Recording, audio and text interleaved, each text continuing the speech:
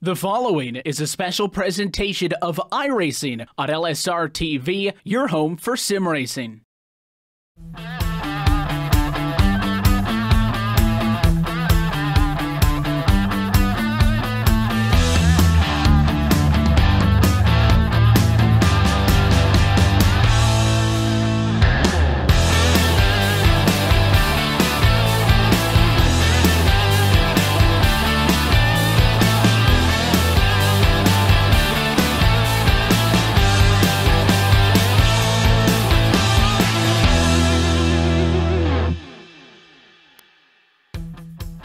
And live tonight from the Talladega Super Speedway, LSRTV with you to say good evening, sim racing fans, and welcome to our continuing coverage of the 2018 Championship Esports Association American Pool Supply Truck Series on your home for sim racing and iRacing Live, where tonight we get set to go green flag racing for round number 11 of this 2018 campaign. We're happy that you're with us at the LSRTV booth tonight. As always, myself, Evan Pusoko, Trevor Balderrama with you as well. Downstairs, lovely and talented Cisco Scaramuza, Twisted and Tweaked and Dials, bringing us to you this evening. And Trevor, we come off of what is always a fun race out at Texas, but nothing can quite compare on a race-by-race, I think, excitement level to Talladega. And we go racing for the 11th time this season, and it is on the high banks for 75 laps and 200 miles start to finish tonight. Yeah, obviously we had a great race at Texas last weekend, with the turn 2 exit and the turn 4 exit. But here, all 2.66 miles of this track is excitement level, and and we have that long straight away until that start finish line. It's not like Daytona where it's just right at that tri-oval. It's a little bit further down, and we have a lot of room to go 3 wide and even possibly 4 wide, as I saw in practice. So we are setting up for a great race tonight here at Talladega. And we know what Talladega is going to bring. There's nothing in that is surprising. We've seen this track many a times before, and we will see this track many a times into the future. But the one thing that might be different in a Talladega race here tonight compared to anything else is the fact that we are racing in these trucks in this American Pool Supply Truck Series. And you can compare what an A car does to a B car to these trucks, and obviously every time there's a new iRacing to build, and throughout the years the draft models and the packages on each individual car has changed, no doubt. But I think specifically for a place like Talladega, Trevin, you talked about that little bit extra real estate, much wider of a racetrack than what we see in Daytona. I think these trucks are the best car you can get out on track in a race here at a plate track like Talladega, which is why I think it's going to be a very fun race. You got a good-sized car count, and it's not that long of a race. 75 laps is, yes, still 200 miles. That keeps it on par with what we've been seeing basically all season long. But at the same time, it's only going to take us 37, 38 laps to get to the halfway point, so it is not as long of a race. So these trucks like to hook up very good. I would think you'll see people a little bit, I don't think panicked is going to be the right word. We'll get to that later on in the race. But I think people are definitely going to have a little bit more of a sense of urgency out of the gate, knowing that they don't have 300 some odd miles to play with before they really have to get down to business. Yeah, and that's the most important part. They got to know how much time they have left in this race. If they have 10 laps versus 50, you still got to get to the front, obviously, but you got to be smart about it. It is a plate track, and drafting is going to be a huge part of this race. And as you said, these trucks are going to be a lot more easier to handle compared to an A car or B car. So we're shaping up for a great race, and these just drivers got to be smart, got to start logging some laps, and just make sure their car is there at the end for this 200-mile race. And you have about 34 cars in the field, so that's a pretty hefty size for a plate track. And we're just going to see action all around the track, and we'll see how these groups are going to line up for this race tonight. And of course, the added element when you're doing plate track racing like this is teamwork is at the forefront of everything. We'll run you down through the qualifying order, and of course you'll see the qualifying times. And just keep an eye on some of the names grouped together back of the pack that have about similar lap times as the drivers and teams that are all going to be working together as this race goes on. But all of that being said, the qualifying session is drawn to a close.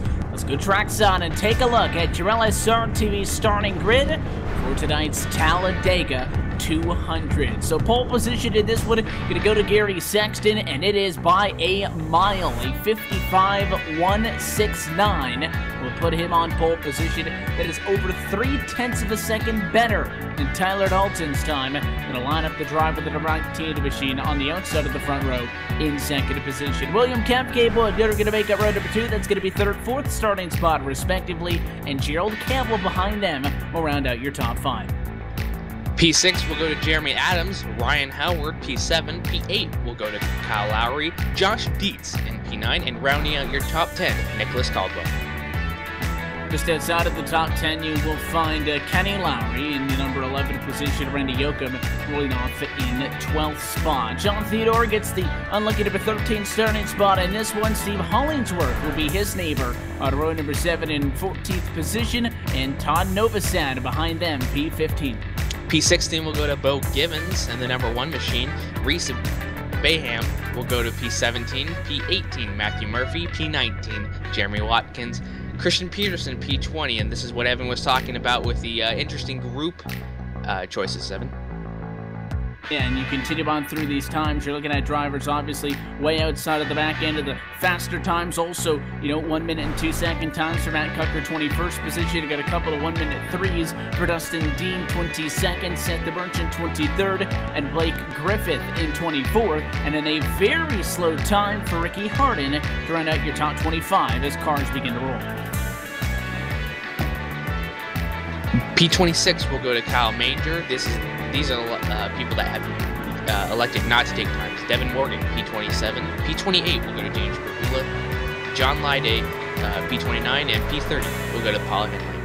And then we'll round things out here last couple of rows. Dwight Beverly will start from 31st position. Derek Paulson also there 32nd. And then all the way at the back here, it's going to be John Abigadaka in 33rd. And Sean Cross in 34th.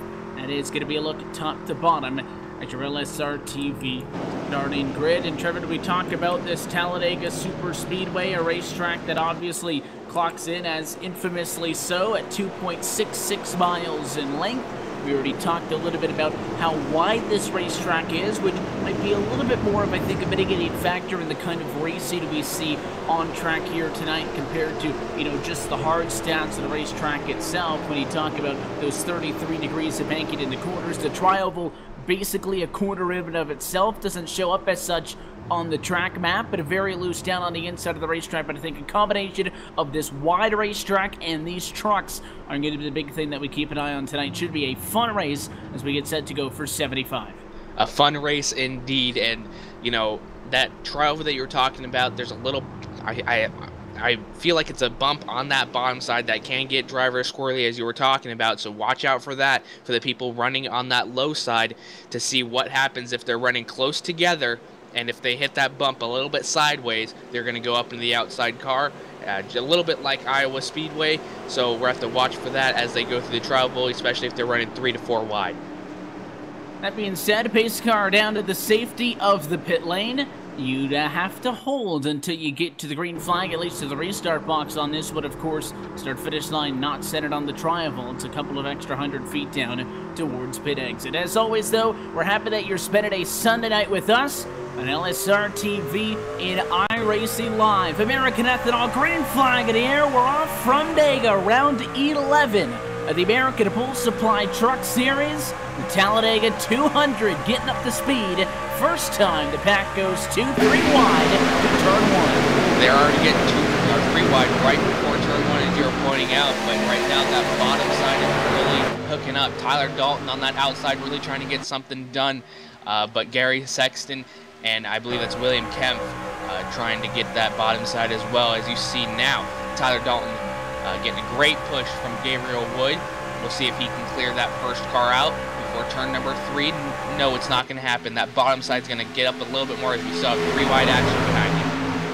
Yeah, that 3 wide action was the one track that got stuck up on the outside of the racetrack. It was not a very good opening lap of this race.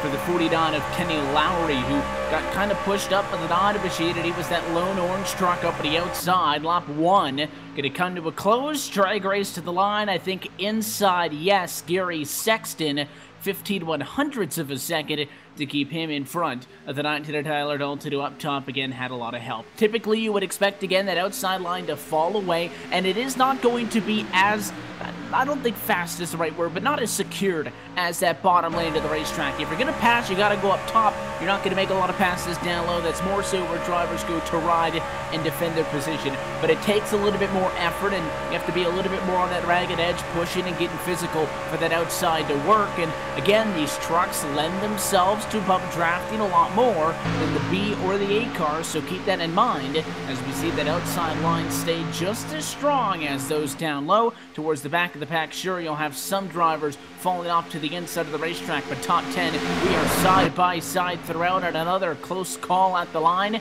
that time by 16/100ths of a second. It was still Tyler Dalton behind on the outside of the racetrack, Sexton leading on that bottom lane.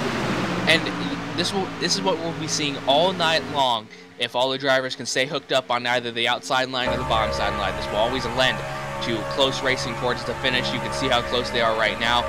They have an equal amount of cars on each, the high side and the low side, so it's really helping out to that. And you can see them just moving around, trying to find air and trying to stay in line, because if they overheat, that won't be good for their engines. So you see how close they are, and then the driver right behind that number 19 of Tyler Dalton, that's Gabriel Wood. See him poking out behind the car.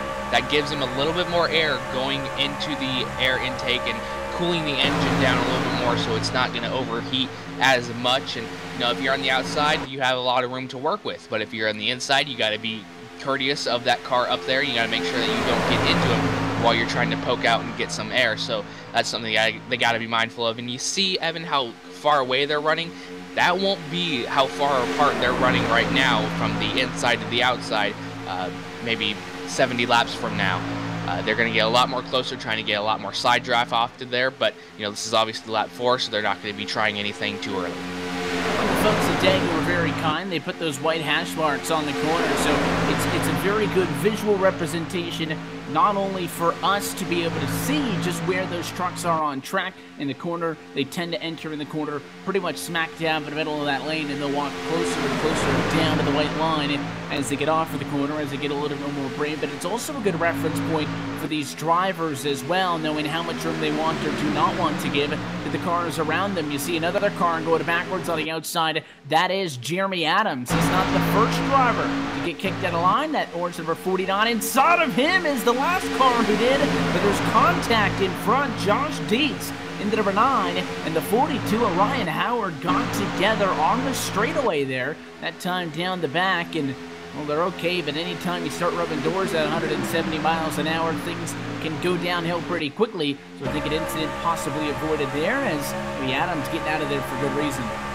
Yeah, and now you're seeing that top line, you know, really deteriorate a little bit, but it's going to be able to build up that strength and pull back to the front. You can just see how much of a factor that brought into it, but now it's pulling away a little bit. We'll see if he can clear him. I don't know if he's going to choose to or elect to come down in front of that car or not. I don't think it is, but this top battle is really doing good, and this was about an 18-car pack. Oh, we're starting to see a 3-wide battle now.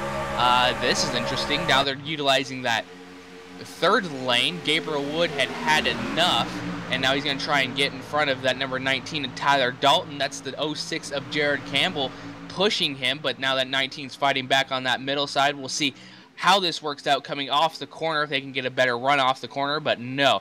We're going to go 3 wide into the tri-oval. They're pretty spaced apart right now, as I was saying earlier, but playing, you know, take some there, I'll give you some there, but you know, this is just a great pack racing so far. They're keeping cool heads for the most part, other than that 9 incident, but you know, I feel like they handled that well. And now the number 66 of Gabriel Wood just dropped back a whole bunch of positions, trying to go 3 wide. I think he'd been better just staying behind and logging some laps.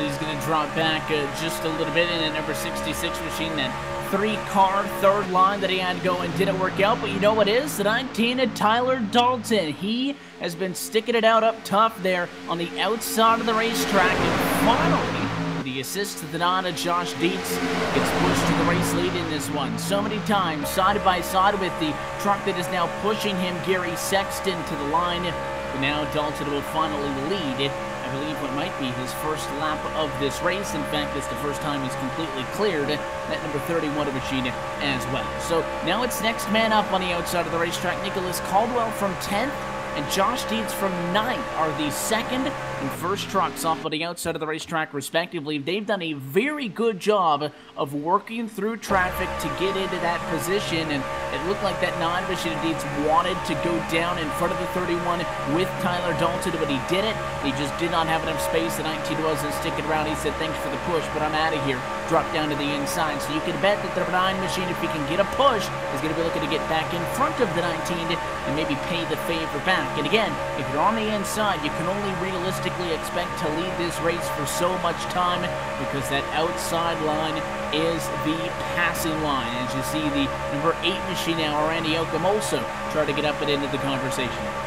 Yeah, and it was only a matter of time before we started seeing this top line really start filing into that bottom line and start carrying away, because now Gabriel Wood has fallen back to 12th position when he was just right behind that second place car on that top side. So, you know, it's short track racing can be beneficial, and once you lose it a little bit, or excuse me, restricted plate racing, we are restricted plate racing, not short track racing.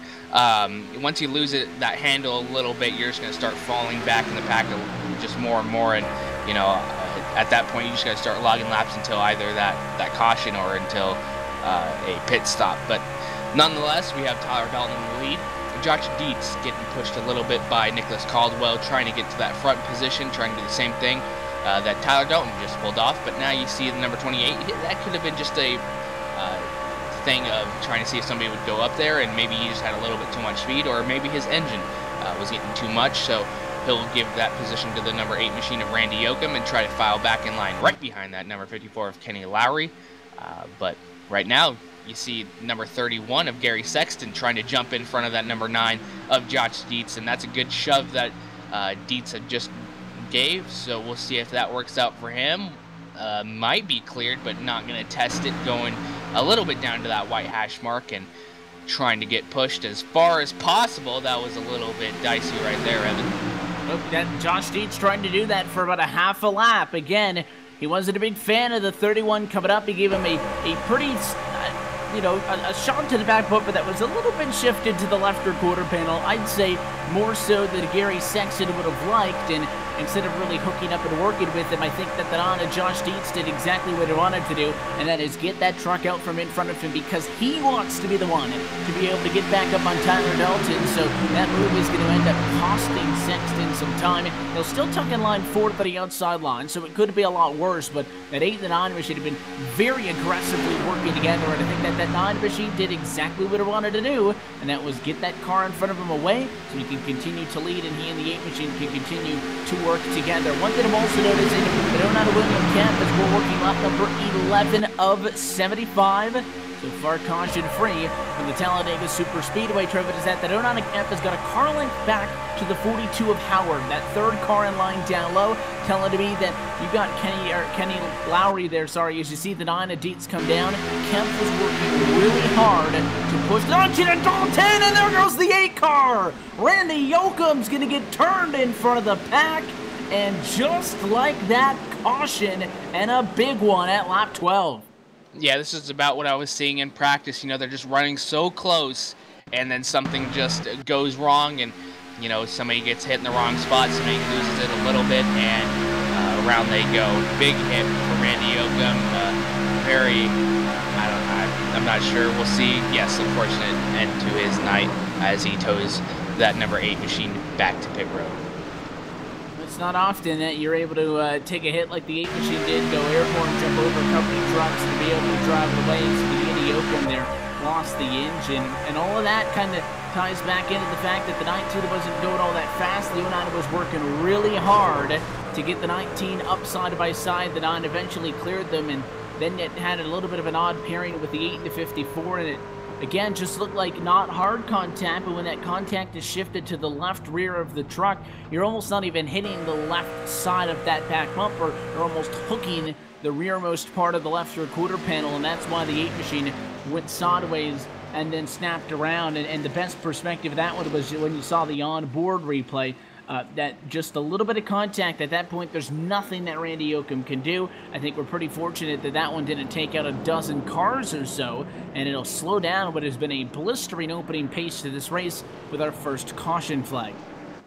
Yeah, and he definitely bounced off a couple cars on their roofs, but they look to be all okay for the most part. Maybe just a little cosmetic damage, which I don't think will play beneficial to them, as you know, this is obviously a plate track and you need all the aerodynamics that you can. So Gary Sexton has a little bit of front end damage, but I don't know if it'll be enough to hinder him, but he'll have to watch that throughout the rest of this race and make sure that he takes care of that machine. The 09 has a little bit of damage. That's William Kemp, but we'll see all these drivers come down pit road most likely, so we'll have to watch for that.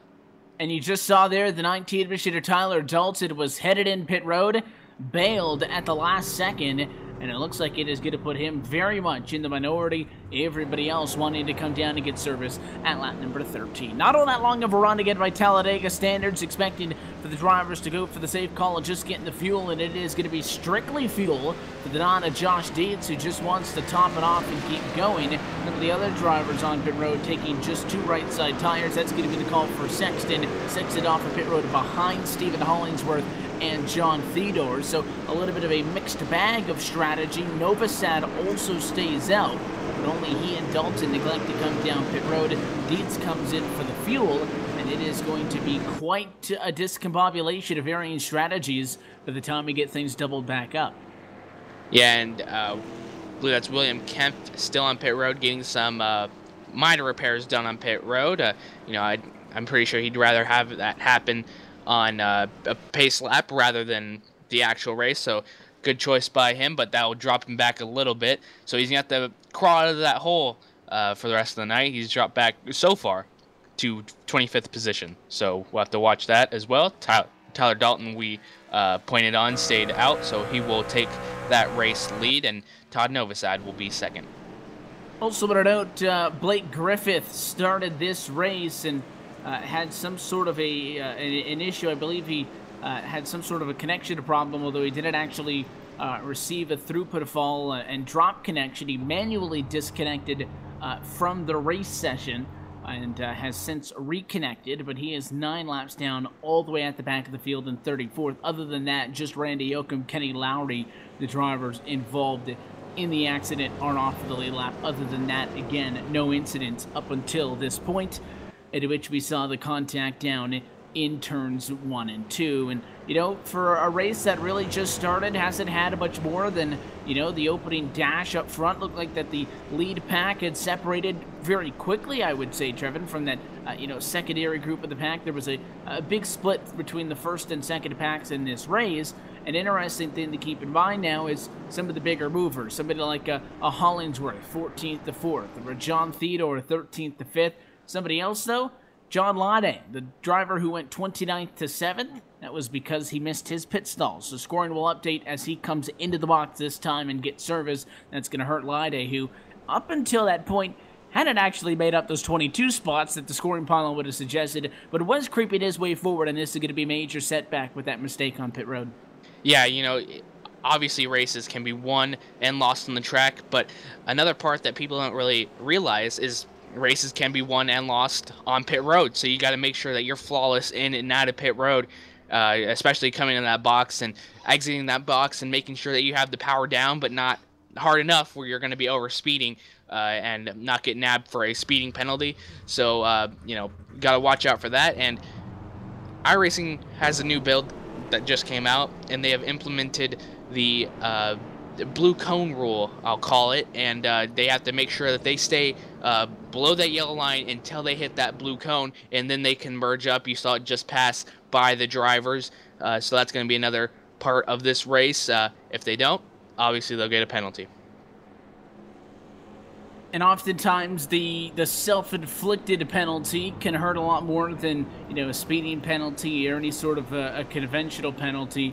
And especially when all the trucks are on pit road. Not even if you do what Lide did and you completely miss the box and just drive straight through, but if it's more of a situation where you overshoot your box and, flip it into reverse and it's a second to 2 seconds, maybe you're not going to feel like it's that bad, but when you go back out on track and you've lost 7 spots, you really understand how important knocking off of those yellow flag pit stops are.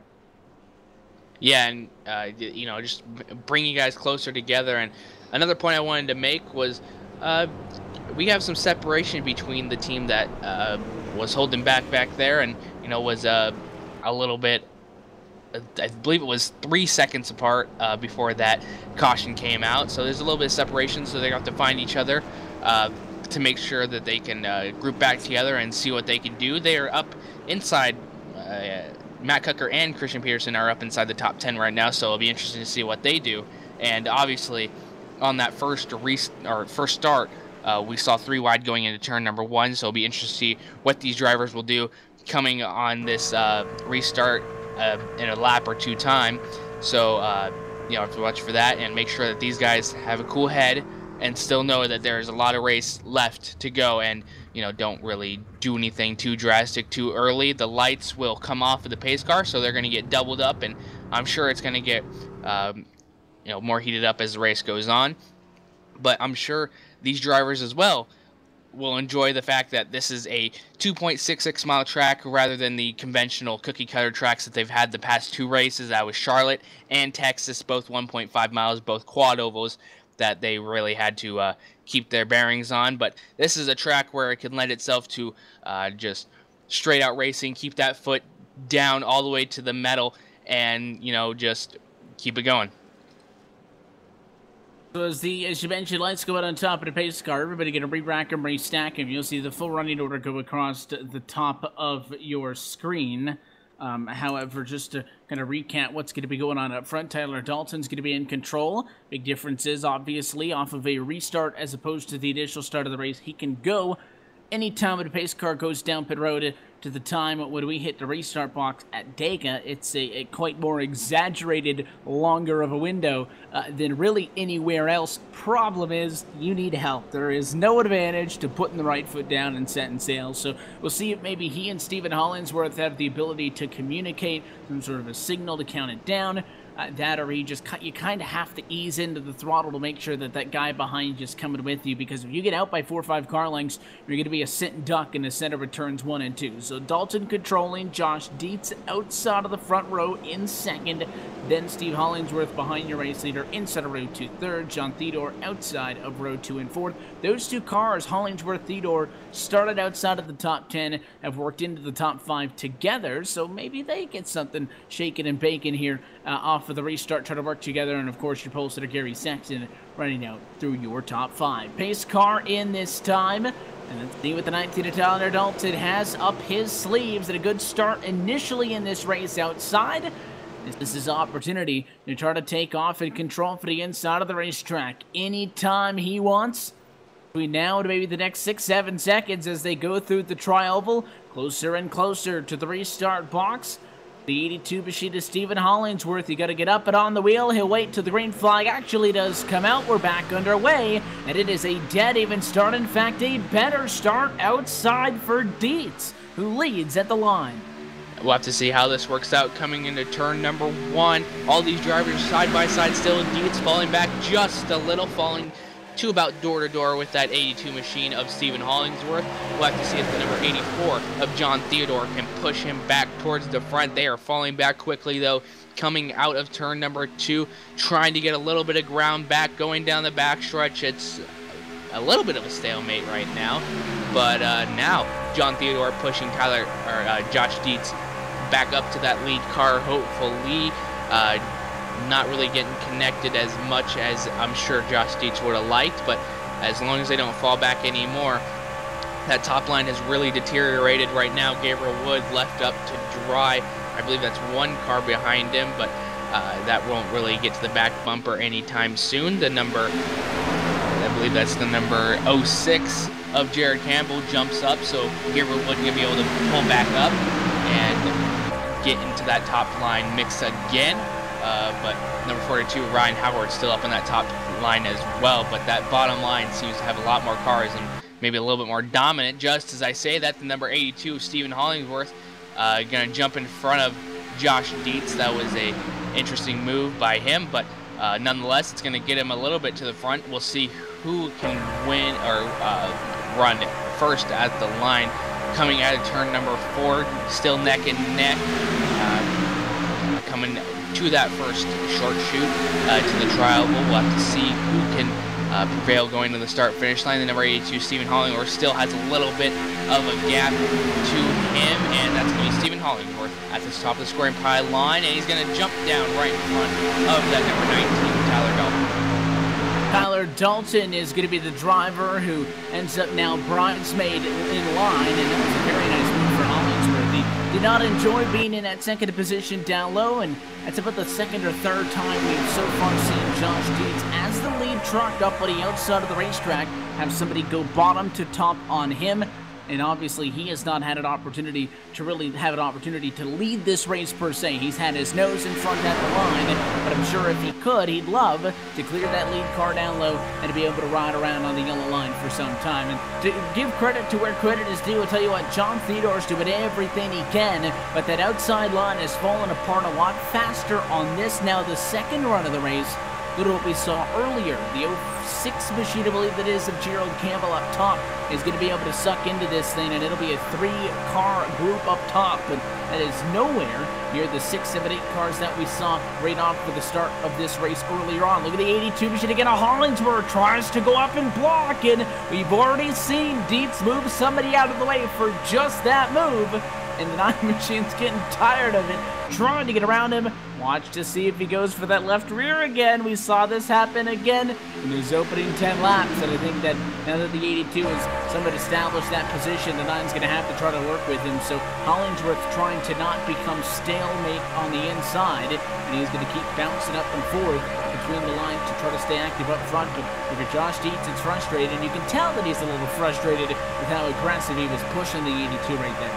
Yeah, and he was definitely squared up with that left corner panel as he was previously with the different car going into turn number 3. But all is well right now. Going to try and push him to the front again and work with him. But until that point, these drivers got to make sure that they keep their heads on. Still got a long way to go, Evan. Absolutely the case, and for the non-machine again now having been able to eradicate the 82 machine because Steve Hollingsworth is gone. We saw the 9 machine move somebody else out of the way, and now he has completely erased the 82 somehow. So hopefully Hollingsworth going to be able to get back in this one, but somebody who is not sitting around and moping is Gary Sexton, and once again, a truck is going to get up in front of Dietz, and 9 really aggressive on the shove, but it is going to work out in the end, and your pole sitter Gary Sexton now back to the race lead, and Josh Dietz still has not had an opportunity to go to P1 for himself. And every time somebody goes up on that nose, you have to say that whoever's doing that is a brave soul, because you can see the frustration in the 9. I'm sure he's yelling back at the 84 to Theodore, push, push, and down the back straightaway this time. So close, but so far still unable to clear.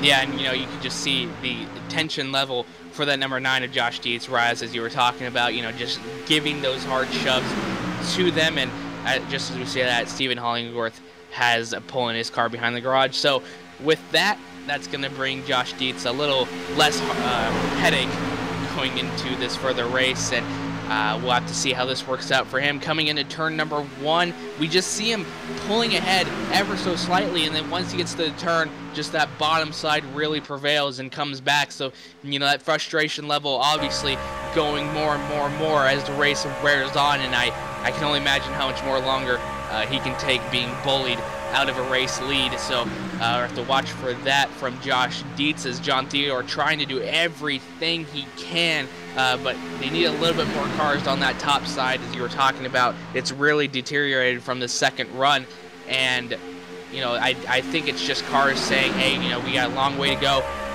don't really want to cause another caution this early on in the race, and just keep on logging laps. And you see now going through the trial, Josh Dietz was really close to Gary Sexton, and now that time he leads at the line, but I'm sure he wants to be in front of that number 31 of Gary Sexton, as Evan was pointing out earlier. But you see now they're cheating that white line that Talladega had put down for these drivers. As I was talking about earlier, they're not really giving each other a lot of room. They're giving each other a lot of room on that bottom side or that top side, but these drivers are really just fighting hard. And now Josh Dietz to the lead. Finally, after a lot of frustration, that I'm issued to Josh Dietz has gotten to the race lead in this one, and good job for the 9 truck, as now he is in front of the 31 of Gary Sexton. And let's play musical chairs again. The 31's going to go to the outside of the racetrack. When you first make that move to the outside is your best opportunity to be able to clear the truck down low and get back down to the inside. And is Gary Sexton going to be able to do that? No, about a foot or so short. Getting around the 9, it is more difficult between corners 4 and 1, just because, again, that trial kind of kills that momentum up top, acting nearly, again, as a quarter over in and of itself. This back straightaway is your best opportunity. It took the 9 so many laps to just get cleared once, and even the 3rd time, Gary Sexton's gone up top and gotten the mission accomplished. He'll go right back to the race lead. And Josh Dietz's reign up front is short. Linville Travis split the gap and barely squeezes in front of John Theodore. Yeah, he's really had enough, and going to try and get to that front pack again through the trial, but I don't think it'll happen. He needs a little bit more time, a little bit more laps. You obviously pointed out that trial was a corner in itself, and we just saw how much it can impact a driver going into that and trying to do everything that he can in his willpower to get back to the front. But very good lining up, and it was just an amazing feat. And now he's just Josh has got to get in front of Gary again, and we'll see what kind of moves he does. We saw him split the gap. It was really close that time. John Theodore had a great presence of mind to really let off and let him up before anything terrible happened, like earlier on in the race. Going through the short chute again, still stalemate right now. They need another car up on that top side, but this is really the only 3 cars that are battling for that position. But this is really ramping up, going to lap 30, but about 3 laps from that. And not only that far at this point, even just 10 laps away from already being halfway through this race from Talladega. The ongoing fight with the 9-missioner Josh Dietz trying to take on the 31 of Sexton, the 19 of Tyler Dalton and companies. Those drivers in a position where we talked about them traded off the race lead many times, and on to machine clear again. And once again, Dietz will slide down to the inside and go to the race lead. Going to be easy to forget about some of the names towards the backpack of this top 10er. So how about Reese Baum, 17th to 6th? Somebody like a Gerald Campbell holding his zone right now at the moment. So Justin Dean, John Biganaka, even a William Kemp still in this lead group. Of course, if we continue to go back and forth for the race lead, like we'll see again, with John Theodore now leading at the line, and I would assume making a move down to the inside of the racetrack. Hasn't done it yet. And if he wanted to, way too much hesitation, and Dietz will maintain that spot down low on the inside. Trevin, I phrase it as that because he does not maintain the race lead. The last 2 times Josh Dietz has cleared the lead car on the inside of the racetrack and gone down low, he has not led that next time by the start-finish line. Yeah, that just adds to the frustration factor, and maybe John Theodore was a little bit hesitant to go down because he knows what Josh Dietz is capable of, just give him a little corner shove. But all in all, we have a little bit more drivers on that top side, so it's about even right now, if that completely even. About 5 cars in a line with a little bit of a gap to that 6th car, but about even right now. That's going to be John Theodore at the line, so it's exactly as you said before. If Josh Dietz leads 1 lap, somebody else is going to lead another. So we have to watch for that, but right now it's just 2 great lines working together and really just fighting for each other. And now you see that number 31 of Gary Sexton. We're going 3 wide with Josh Dietz in the middle, going to get passed by a lot of cars now. Well, getting really close. 3 wide everywhere. Cars banking off each other a little bit, and we'll have to wait until we get settled down. Really close racing. John Theodore right in front of the number 19 of Tyler Dalton. Gets a little bit hairy right there. Josh Dietz going to pull back a little bit for that second position, pushing that number 31 of Gary Sexton. Gary now clear before that 84, and he's going to pull back to that race lead. And this looks like deja vu all over again. I don't know how the Donna Josh Dietz is still in the top 10, let alone leading on the outside line of the racetrack. It was pretty much a mutiny there. They were tired of him, and he kind of got, tricked into going up to that middle of the outside line, and then finds himself dropping backwards. Complete chaos. 3-4 wide, still 4 wide, with Dustin Dean's 14 in the middle, and the 3 in the 80 machine for some reason not wanting to just work with him, trying to make their own line. And I think eventually they'll realize, oh, what are we doing? Let's get in line and figure this out. The 3 car's still stubborn. He can take that one-way ticket to the back of the pack if he doesn't want to make any friends. So we go back now down to 2x2 throughout the rest of the field. Bignaka's going to go the wrong direction, but look at Dietz. I mean, the age-old saying goes is, you need a dancing partner. We said it right out of the top of the racetrack, and this is where teammates and having, team cars that are around you could be so important, because you need some friends at a place like Talladega. The 9 does not seem to care about that, as he leads on the outside of the racetrack. The 89 machine trying to make something work. We're going to be a lap car 4 wide as we squeeze them tight. And the 89 machine of Jeremy Adams trying to go down to the middle, won't do it. Maybe he doesn't want to leave Matt Cucker up top. Anyhow, we're 3 wide for the race lead. Yeah, I'm pretty sure Matt Cucker was tired of being in that backpack, so he's just going to go to the front basically, and 3 wide, 2 abreast, and this is going to be a fight of teams right now. But we'll have to see how this works out. Who goes to that top line, and who stays middle, who stays low. Right now, the low pack is really having a lot of cars right here, but everybody else really working well together. That's the number 89, Jeremy Adams, right before the number 69 of Matt Cucker. So I have to see how this top line works out for them.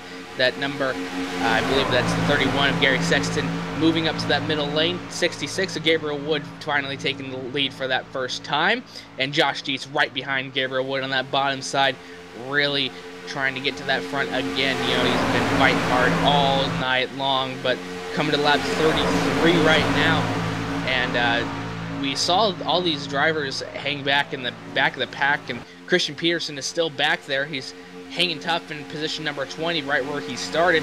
So you have to wonder what happened between Matt Cucker, Christian Peterson, and some other people like Dustin Dean. What happened and why are they all separated that much? But right now, Josh Dietz tries to get that middle lane, gets a little bit of a tag from that 31 of Gary Sexton. Everybody stays forward, and that's going to give a little bit of help to Josh Dietz, and he's going to lead that middle pack. And Matt Cucker and Jeremy Adams going to try and get to that front as well. This is 3 wide action, Evan. And the 9 machine just kind of returning the favor. When he got crossed up on the back straightaway a couple of laps ago, he was basically on the bottom. Everybody on the inside line was behind him, but we saw the car behind him in that 31 machine just kind of sidestep him, get to his left-hand side, make a lane below. That's how he ended up in the middle. So the 9 says, okay, if we're making lanes, I'll make one in the middle of the racetrack, essentially push those cars on the top up to a 3rd lane, created his own, and that seems to be what it's going to take. And I will say, if we continue to race like this, it being only lap number 34 of 75, not all of these race trucks are going to make it to the end of tonight's Talladega 200. You can see a lot of pushing and shoving with the 89 and the 69 on the back bumper of Dietz. 2 cars going to be able to clear up top for one of the first times tonight. So Adams also has the opportunity to go down low if he so desires. But if you're Adams, that's a very tricky spot. You're all over the back of the 9 in front of you. The car behind you is all over the back of you. Very easy to kind of turn into a pinball there and get shot out of line. You can see them kind of wiggling as they make that transition down low. Very aggressive drive in as the 89 tries to sneak low on Dietz and can't do it. They are not racing like we're not even halfway in. Yeah, and during practice, these drivers were basically racing how they are right now, when one car went sideways and everybody else went with him. So this is making me really nervous watching all these drivers really battle back and forth so closely. And now the number 23 of Christian Peterson working that top lane with the number 22 of John Lyday. So we'll have to see how they work out in the mix here. That number 06 of Jared Campbell trying to get to that top lane as well. But right now, Matt Cucker, excuse me, trying to get to that race lead as well. You know, these drivers are just really fighting so hard, knowing they have, you know, basically a little bit of this race to go. Already on lap 35, these laps are clicking off like really quickly, so we have to see how this works out. And Josh Dietz back to the race lead, or excuse me, still in the race lead. Matt Cucker still leading that top or middle line, and Christian Peterson leading that top line. We'll see if they survive to get to our midway race break. That'll be in 2 laps from now. If we do, of course, we'll take a look at our iRacing midway race break, go top to bottom, run you down to what's been going on in the first half of this race. But Adam's going to go to the outside. Cucker's there as well. The 06 machine of Gerald Campbell, who has very much been in the picture, top 5, but hasn't been able to get much better than P5. Is trying to get a little bit extra here. Adams with a quick hopscotch, you know, trying to get around the number 9 machine, and he does successfully. Goes up top, goes down low, and Josh Dietz just trying to pile drive the back bumper of any solid object that's in front of him. He's hitting. Yeah, and you know, he's just been doing that all night long. Jeremy Adams now fighting with Matt Cucker, and Christian Peterson 1 car back. In between him and Matt Cucker is Jared Campbell, so see how this works out for them as well. Going through the backstretch right now in lap 37. Matt Cucker now possibly clear. Maybe wants to wait a little bit longer because he knows that that bottom line can come back through the turn, and that's exactly what happened. So he have to wait another lap for another turn for that to happen for him. But I don't know if he's going to want to stay up top with Christian Peterson, wait till they're both clear, or, you know, every man for himself, basically. But we'll have to see how this works out because, you know, obviously 1 car right in front of him. So now Matt Cucker leads at the line. That's going to be Jeremy Adams in second now, but fighting back on that bottom side. So we can really see, Evan, this top line prevail going down the straightaway, and then the bottom line prevail going down into the turn. So, you know, really great racing so far, very balanced, and, you know, this is going to be a great race all night long. As we saw a couple cars dive down in the pit road and near shot right there, but right now, these leaders are not pitting. The guys up front still holding strong. A small group has come down to the pit lane. Maybe we will see more takers this time. Looks like a majority of the cars up front going to stay out, so let's take this opportunity. Halfway home from Talladega, let's look at our iRacing, the midway race break brought to you by iRacing, the world's premier online racing game with professionally organized racing from NASCAR, IndyCar, IMSA, and more. Again, the running order is going to shuffle up in a minute here when these cars pit, but for the moment, here is how it looks. Matt Cucker scored as your race leader the last time by, with Jeremy Adams, Gerald Campbell, Josh Dietz, and Christian Peterson in the top 5. John Lyday, P6, Gabe Wood has scored 7th, Reese Baum in 8th, Kyle Lowry 9th, and a pole sitter, Gary Sexton rounded out the top 10. John McNaughton coming from 33rd to 11th right now. John Theodore, P12. P13 will go to Matthew Murphy. Ryan Howard, P14. Devin Morgan, P15. Dustin Dean, P16. Kyle Manger, P17. Seth the Merchant, P18. P19 will go to Paul Henley. And P20 will go to Derek Paulson. Jeremy Watkins going to be 21st spot. Todd Novosad 22nd. This is down the group of drivers who had pitted 2 laps ago. So 22nd Novosad all the way through 26th position. That includes Harley, Kemp, and Dalton with 45 seconds off for the race lead.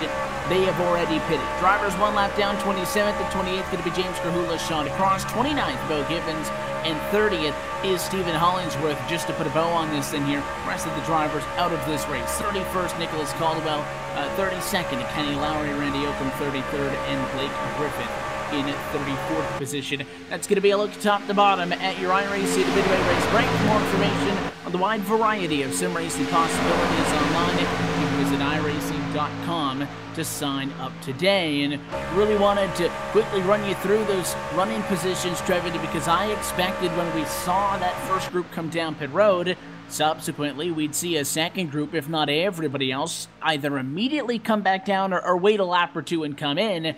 So far, not the case now. It's been 4 laps since those first cars pulled off. We're now working lap number 41 to 75, past the halfway point as we start to count down towards the end of tonight's Talladega 200, and the group up front holding strong, not yet wanting to commit to pit road.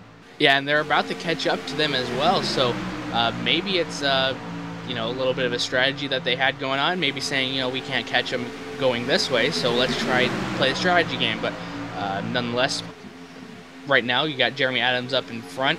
Now Christian Peterson and Matt Cucker hooking up on that top side, so we're going to see how this works out for them as well going into turn, actually the trioval. I don't know if you can classify it as a certain turn, but that trioval right before that start finish line, and going to work hard to get that them two trucks up in front of Jeremy Adams. And Josh Dietz still seeing that one car right in front of him that he's been seeing all night long, and now Gary Sexton as well, really falling back on that top side, and Gabriel Wood third place in line on that bottom side. But great mix of drivers in this front pack and really working well together to make this a great race, as Jeremy Adams going to hop back on that top side, trying to give a little bit more momentum to the top side, and Josh Dietz going to gladly take that position away, but we'll see how long that lasts. And something else to look at as you see Tadana Dietz down low, and even a little bit of 3-wide with Gary Sexton sticking his head way out to the outside, is just where are we in the pit cycle here? Because we had that early caution flag at about lap 11, we got back green at lap 16, but the first truck started coming down pit road shy of lap 40, so at best that was a 25-lap run. We're at right now about 32 laps still to go in this race. So if that first group of trucks, Harnan, Beverly, Dalton, DeCamp, and Novosad, if they could make it on fuel, then it's a pretty big, window as far as these guys could make it easily. If they're not sure of that, they're going to try to split this in half, go about 30 or so laps, and then pit, which would be 3 or 4 laps away from now when you look back to the restart. So if you can make that number, split the run in half, that's the conventional wisdom. If you can't even make it that number, then maybe these drivers hoping for a yellow, stretching something out. The drivers who already pitted have an idea in their mind maybe of what the fuel number is going to be, but as we see things continue to shuffle around up front, most times I would say if you're funny with each other, you're not going to be as fast driven, but that lead group of cars continues, as you said, to catch the group of trucks that already pitted, just because at Talladega it is all about strength in numbers. A draft with 15 trucks is so much better than a draft with 3 trucks, no matter how disciplined you are being. And even as we see a couple of these trucks now break up and try to swap out, in fact, Harnan, Beverly, and Dalton are pulling away from William Kemp and Todd Novosad, who have fallen off to the back end. The longer they're out there, they're going to be caught eventually. The question is, are they going to be caught while those leaders are still up there, or are pit stops for the lead group going to come before we reach that point? You see 2 of them getting passed right now. Those are the 2 trucks that got left hanging out at the back end of the boat. The 3 trucks that you're trying to catch up to would be a good way to kind of gauge just how the speed comparison is between the 2 groups. Yeah, and pitting here at the super speedway, it's a long track, and it's going to be hard to fight back towards the front, but these drivers are really doing a great job holding themselves up, and now Josh Dietz and Jeremy Adams really pulling away from these drivers. Those 2 lap cars really shuffled everything up, and you could see that top line start falling apart going into that turn number 1 and across the finish line a little bit. So falling back quite a bit now through the trioval, and we'll have to see if these drivers can work together to get back up to that front position. But for now, obviously a pretty good gap, about 0.6 seconds gap back from second to third. That's Matt Cucker in third. Christian Peterson trying to work as well. So now Matt Cucker's going to jump in front of Gabriel Wood, see what happens there. Maybe giving a little bit of air to Christian Peterson, and now he's going to jump back up in front, and now passing those cars that had just pitted and making it an easy pass on them. And now we have quite a few cars trying to get around, and we'll have to see how this works out. 2 or 3 wide racing could be at stake here, Evan. Yeah, we'll see if it splits things up, separates anything at all. You're going to see more 2-3 wide action as they pass the lapped cars. Doesn't really count with the slow truck down on the inside of the racetrack simply getting passed. You see the difference in how well you can work together. Look at the 14 machine up on the, not the 14, sorry, but bright yellow number 4, I should say. Not a battle for position. Perhula's a lap down. The 13 machine a lap down as well. But Matt Cooker is for position, so we have a battle for the race lead with the cars on the inside of the racetrack and the very outside of the racetrack. The two trucks in the middle are not for position. That is lap traffic, and I think that third line is really going to hurt those cars way up top. We'll see if it does. But I think they're going to end up falling in line behind those two lap trucks and therefore not being able to take the race away from Josh Dietz, who may be saved because of that. Yeah, very interesting that they got that going on in that middle lane, and now Matt Cooker, I don't know why I call him Matthew, but Matt Cooker up on that top line trying to get down to the bottom. A little bit of, oh no, there they go on the back, and there's a big wreck. All many cars involved, and I believe that all started with the number 23 and another car. That's going to be the 19. Gets tagged a little bit by Gabriel Wood, and then it just goes mayhem from there. So that's Matt Cooker involved, Christian Peterson, Seth the Merchant. A lot of cars involved in this one. And there's a lot to break down. It starts with Cooker, who tries to squeeze in front of the 23 of Peterson, and I thought that what that had done was kind of checked up the line, but it really didn't look like that. It almost looked like that 66 of Gabe Wood was just trying to see what the heck was going on in front of him, stuck his nose out to the left-hand side to see a little bit. He is the one who then tagged 19 of Tyler Dalton. Those trucks went up. Sent the Merchant involved. Cooker also going to get tagged again, and I said that we weren't going to make it to the end if everybody wanted a race like that, and that'll be your case in point there, because a big mess in turn 1 for the second yellow of the night. Yeah, and it's just got to be heartbreak for all these drivers that were running up so close, and then it just gets a little bit of tagged and really just goes around. It seems for the most part it was just a few cars, but a lot of great avoidance from the majority of that pack behind him. It was about a 5-car battle that was going on that really got involved right there. So at least 5 cars were involved, and we'll have to see where this shuffles everybody out. But right now, probably people can relax and take a breather and, think about their pit and how they're going to do it. If there are any questions on fuel, now's the time to be able to make it. We know that you can go 25 laps to the end of this race. So your race leader should be coming down pit road, but what about that group at the back that had already pitted? Are they going to stay out now, assume the race lead, even if that means a little bit of a tire deficit? Do they need to come in and for fuel, or do they just simply decide to come into the pit lane to get fresh tires maybe? Josh Dietz has to come down, no doubt. Expect everybody, top 10, top 15 or so, to pit. But you got to wait till you get a little bit deeper back in the pack before you start to get to those drivers who we think might stay out. Murphy's down pit road. So is Dean. Watkins going to stay out. Paulson's down. Campbell is down. So it looks like a majority of the trucks will decide to pit, with a lot of guys staying out simply looking for waiver rounds. Yeah, and now you see just a lot of drivers coming in, and the 49 right in front of the number 9 of Josh Dietz kind of got a little bit too far left of his pit box, and he's going to have a little struggle going there, but he's gonna have to find his way around, and Josh Dietz will take that lead going in. But this lends the point to you got to be perfect on and off the track. So the 49 is gonna have a little bit of a working up to do. That number 49, Kyle Lowry, is who that was. Well, he was doing pretty good too as far as maintaining his position, but I mean, that was really bad. Overshot it, backed it up, overshot it again, backed it up. And again, under green flag conditions, 3 seconds sucks, but it might cost you a spot or two. But under yellow, it's just going to put you so far back in the pack. And at this point in the race now, where assuming, and I believe that's the case, that everybody from this point on is going to be able to be good to go to the end of this race, that does not put you in a very friendly position. Yeah, it's just really hard once you get to the later parts of the race, and that you got to make up positions, and you get further back in the pack now, and just one little small error that could cost you many positions. And you're talking about those self-inflicted errors rather than the conventional penalties, and we could see that really affecting him right now.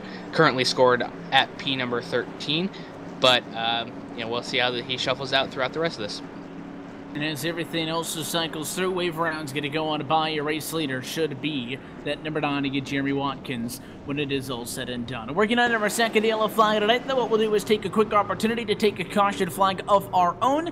We'll step aside and keep it LSRTV non-stop. When we come back, a restart with less than 25 laps to go from Talladega. You're watching the Championship Esports Association American Pool Supply Truck Series on your home for sim racing into iRacing Live.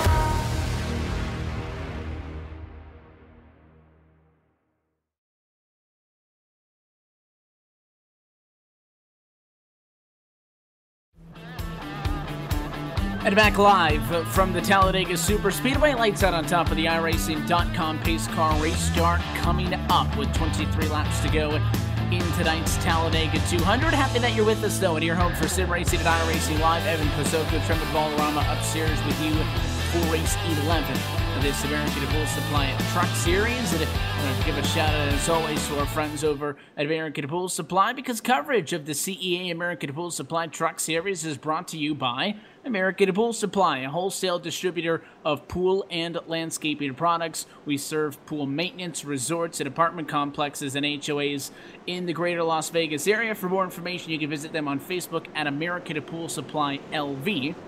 So big thanks to them, as always, for making the action possible. Trevor in action, there has been plenty of such here tonight. As all of the wave around trucks have passed up, we get set for a restart. Josh Dietz with the driver leading this race as we get set for what is pretty much a 23-lap run to the end, but something tells me this will not be the final restart of the night, simply based on what we've seen so far. Yeah, you know, obviously cautions do breed cautions, and especially at a track that can run 3 wide, even 4 wide. Might get a little dicey coming to the later parts of this race, but nonetheless, it's going to play out to be a great finish for you fans at home, and all you dads out there, happy Father's Day, and thank you for spending your Sunday night with us. But, you know, we're trying to put on a great show for you tonight, and, you know, coming down to the final parts of this race. We'll see what happens as the pace car heads in this time. And Josh Dietz, who again, maybe frenemies with the drivers all in and around him, are in a little bit of a difficult position. He goes right away this time. Not that big weight like we saw last time. And again, with John Theodore so far off of the back bumper, I don't think this works out well for Dietz unless that happens. Adams, instead of taking it to him on the outside, tucks in line behind, and I'll bail out the 9 car. Yeah, absolutely. And the 25 of Kyle Manger going to try and work with the 22 of John Lyday, who's really worked himself up from P29, now P4th clocked on the scoring pylon. See if he can make that P1 by the end of the night, but he's going to have a lot of work to do. As we've seen, it's been a heartache to get to that front position all night long, especially for Josh Dietz. And you know, it's not going to easily get in front of Josh Dietz, as we've seen the way that he's performed tonight, really defending that position as much as he can. But Jeremy Adams is going to try and push him to the front again. Kyle Manger up on that top side, as you see right now, and really going to have to get more cars on that top side if they want something to happen a little bit more. But for right now, it's a little bit of a stalemate going through the tri-oval, and across the finish line, it's going to be Kyle Manger, I believe, yes, in the lead position, but we'll see how long that holds on, and if he can clear that number 9 of Josh Dietz on that bottom side. The number 84 of John Theodore has been up in the mix all night long. The number 31 of Gary Sexton as well, looking a little bit further back, but Christian Peterson's going to have to work a little bit further. He was up in that top spot during that last stint, but that wreck really hindered him. And speaking of that wreck last time, Gabriel Wood has pulled his car behind the wall, so that would be the end of him. And Bo Givens and Kenny Lowry previously pulled their cars behind the wall that last stint. So cars retiring, obviously, and cars obviously bad on the track for position, Evan. And we'll see, I think that was the first time tonight that 25, Kyle Manger's been able to get all the way up front. John Lade behind him, somebody else who has had quite an up and down night for the 22 car and taking advantage of the way all of that, the pit stops and the caution flag worked out for him. Remember, he went 29th to 7th on a mistake because he missed pit road on the first yellow flag cycle, and to come back down, drop all the way to the back. So for a driver that has gone back to front now basically twice, he has an opportunity to fight for the race win here tonight from Dega. We'll see if he and the 25 want to work together. Again, strength in numbers up top. Definitely a lot more trucks up there on this restart than what we saw on the last restart. Nobody really, I think, in the mood to just jump in line and ride around. Top 10, you got a shot for the race win. I think you got to go for the top 17 cars. Last time by, all still scored within 1 second here. Race leader Josh Dietz. Yeah, and you got to make sure you stay up inside that top pack that is connected to that race leader if you want a shot at this, because things can change in a hurry, as we've seen with plate track racing before, and now just getting more and more exciting, coming to about 15 to go in a few laps time. But these drivers have to have a real sense of urgency now, knowing that they had less than 100 laps to get something done tonight here, but as well as a longer track. But you really only have one spot you can get a lot of speed at for that top side, and that is obviously that back stretch. And if you're on that bottom side, you have about 2.5 turns that really benefit you. Right now, the 25 gets a little bit loose right in front of the 22 John Lyday. That was a great save by all of them, and it's impressive how they didn't wreck, Evan. Yeah, they were pretty close. We've seen this a couple of times tonight, and Jeremy Adams not sitting around and admiring the newfound 3-wide. He wants to get in on the action, jumps up top. And now he'll try to use this as an opportunity to go to the race lead in this one. 3 trucks up top, everybody else still packed into the bottom in the middle, as maybe we now have an opportunity to kind of recatch our breaths per se, but another close call. We've gotten away with a few of those so far here tonight. Opportunities where things could have really gotten out of hand, and instead, Well, now we're 3 wide up top. What do you do if you're on the outside? The 22, the 42, and the 3 trucks. Should they stay up on the outside of the racetrack? No. They're going to secede, drop down to the bottom, and we go back to 2x2. Battle for the race lead is on, though, as Adams looking to lead at the line. They're not going to stay 2x2 for long, Evan. It's only a matter of time before that third line really hooks up and tries something. And we saw that 3 wide try to happen between the 22, I believe that was the 42, and the 3.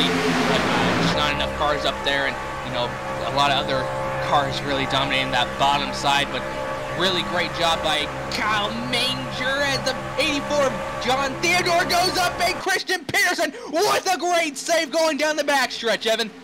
Belt wrecked him again, and Christian Peterson hangs on. He did cut off the 22 machine, and he about took himself out in the process, but was able to catch it, save it. And that's the second time in his mini-lap, so we have had a big scare towards the front of the field. Somehow this race is still green. Now up front again, the 84 machine of Theodore tries to throw a block on Jeremy Adams, but Adams has the help on his side. The 25 of Manger up there. Now here comes Sexton to the middle. 3 wide in a fight for the race lead. Everybody passing Josh Dietz down low. He'll end up at about 4th or so before this one's done. Sexton in the 31 can't get down, so he'll get stuck behind Adams. And an odd machine just barely kept the nose there to prevent Sexton from coming down. And now it'll be Dietz working with Theodore on the inside of the racetrack. 3 cars up top in the middle, threw it on low, and more contact as Sexton came down. These guys are trying their best to wreck, and so far nothing. This is getting more and more exciting as the night wears on. There's no way that they can race like this all the way to the checkered flag. John Theodore is going to move up to that middle side. Kyle Manger still on that top side, leading that top side. Matthew Murphy as well on that top side. 2 wide by 3. 1 car moves up. The one behind it will follow, obviously. So, you know, these guys are moving around like worms right there, trying not to get into each other. But Josh Dietz obviously very frustrated with cars in front of him, and that third line is going to really deteriorate, and John Theodore is going to still lead that top side with Gary Sexton right behind him, Kyle Manger, then Christian Peterson, who had a fantastic save. Jeremy Adams is going to move up to that top side and try to block John Theodore from taking away that race lead from him. But now, you know, once it groups up and really gets packed together, that's when that third line comes into play. But right now, Gary Sexton's going to get hung out to dry on that top side and move back a little bit of positions, try and squeeze in front of that number 42. Does it without problem. Really great racing through all this. John Theodore's going to see if anybody can go with him to that third lane. I don't think it's going to happen. He's really going to need somebody else up there if he wants something to happen. He's just going to get freight trained on that bottom 2 lanes, and is going to really move back to the back of the pack. He gets shuffled to the back of the pack, and that's how quickly the tides can change here from Talladega. So as the 84 machine slides off of the outside, we try to kind of regroup ourselves and figure out where we sit now in the battle for the race lead. And to be fair, Theodore's doing everything he can up top to stay there. The 22 of John Lade is the one working with him. And they might be able to hold some ground there, but you need more than 2 trucks up on the outside of the racetrack if you want to be able to go all the way, you know, back to the front of the field, which is where Jerry Adams is once more. Big slide, that 3 of John McNaughton, second truck in line on the inside of the racetrack, took a big slide as he headed off and into the tri-oval. And these trucks I talked about earlier in this race, Trevor, we've been talking a lot about them as a caution flag comes out. And that kind of ties in with what I was saying. We've been talking about how easy they are to handle, but when you drive them like they have been, you just can only do so much. And finally, we have an accident off of a crazy run, and it was John Lade up top who just went around.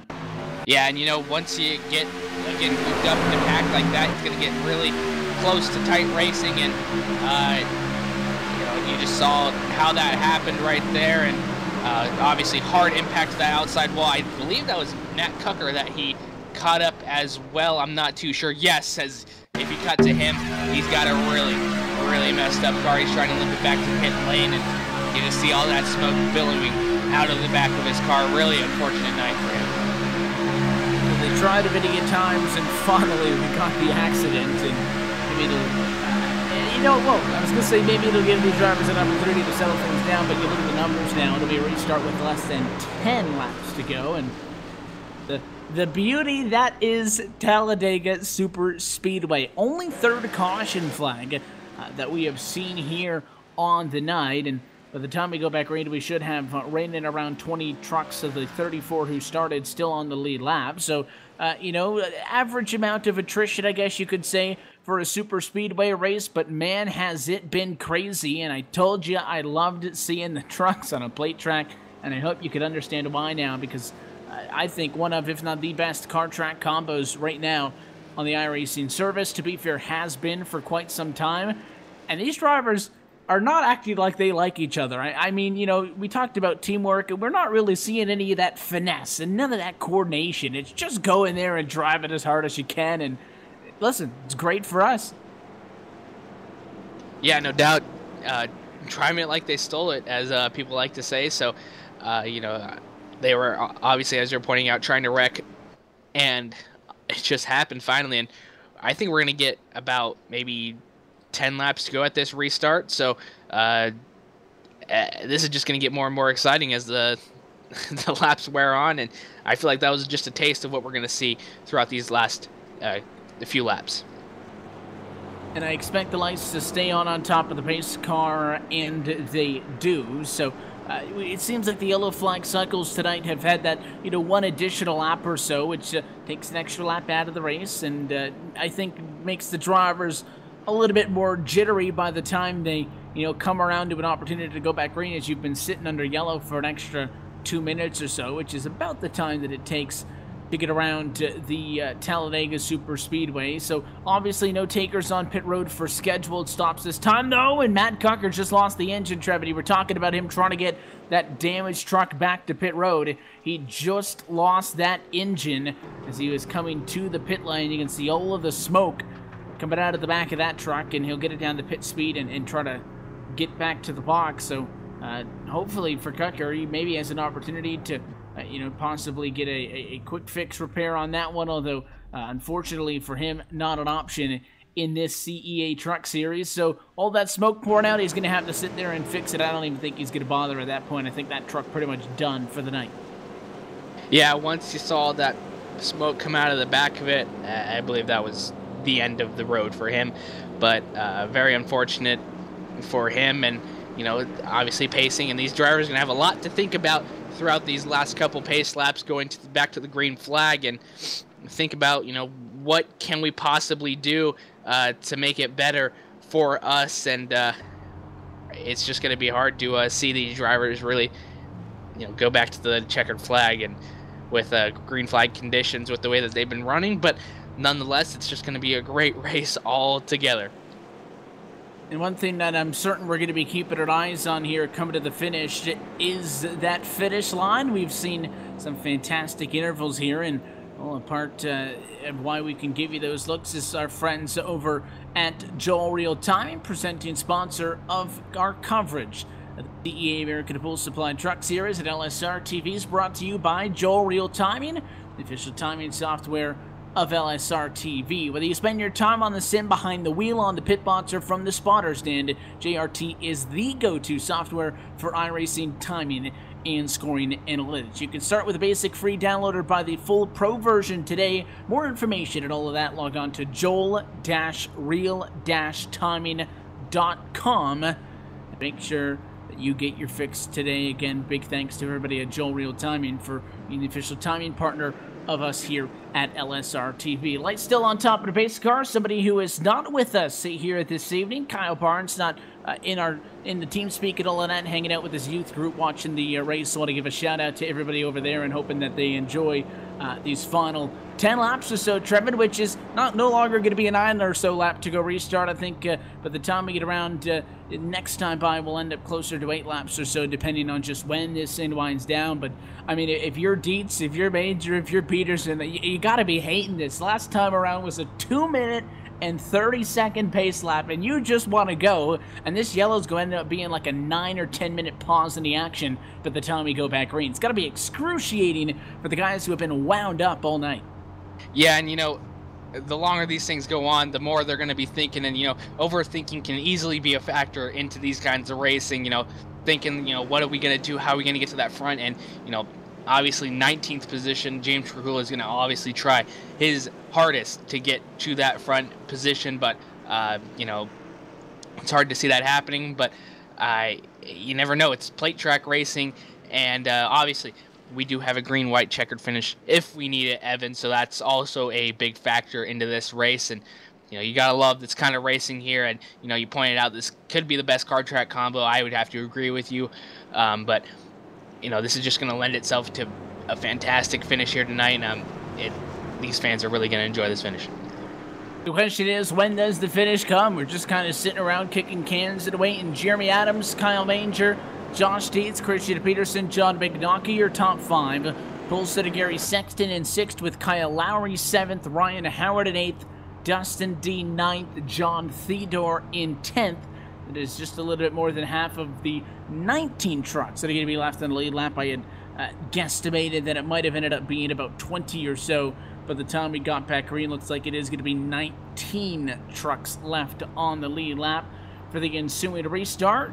This time by, we will take 10 laps left to go from Talladega.